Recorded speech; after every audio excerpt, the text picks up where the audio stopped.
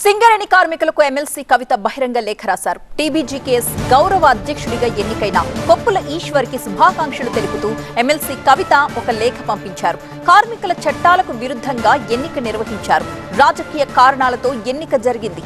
సింగరేణి కార్మికుల కోసం పోరాడుతుంటే నాపై కుట్ర పన్నుతున్నారు అన్నారు ఎమ్మెల్సీ కవిత.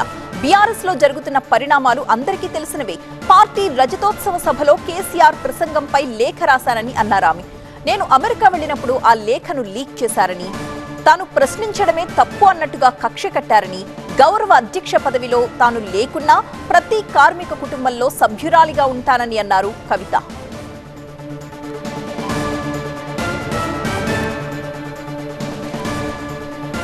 సింగరేణి కార్మికులకు ఎమ్మెల్సీ కవిత బహిరంగ లేఖ రాశారు. టీబీజీకేఎస్ గౌరవ అధ్యక్షుడిగా ఎన్నికైన కొప్పుల ఈశ్వర్కి శుభాకాంక్షలు తెలుపుతూ కార్మికుల చట్టాలకు విరుద్ధంగా ఎన్నిక నిర్వహించారని, రాజకీయ కారణాలతోనే ఎన్నిక జరిగిందని అన్నారు కవిత. సింగరేణి కార్మికుల కోసం పోరాడుతుంటే నాపై కుట్ర పన్నుతున్నారని అన్నారు ఎమ్మెల్సీ కవిత. బీఆర్ఎస్ లో జరుగుతున్న పరిణామాలు అందరికీ తెలుసు. పార్టీ రజతోత్సవ సభలో కేసీఆర్ ప్రసంగానికి సంబంధించి తాను లేఖ రాస్తే, తాను అమెరికా వెళ్లినప్పుడు ఆ లేఖను లీక్ చేశారని, తాను ప్రశ్నించడమే తప్పు అన్నట్టుగా కక్ష కట్టారని, గౌరవ అధ్యక్ష పదవిలో తాను లేకున్నప్పటికీ ప్రతి కార్మిక కుటుంబంలో సభ్యురాలిగా ఉంటానని అన్నారు కవిత.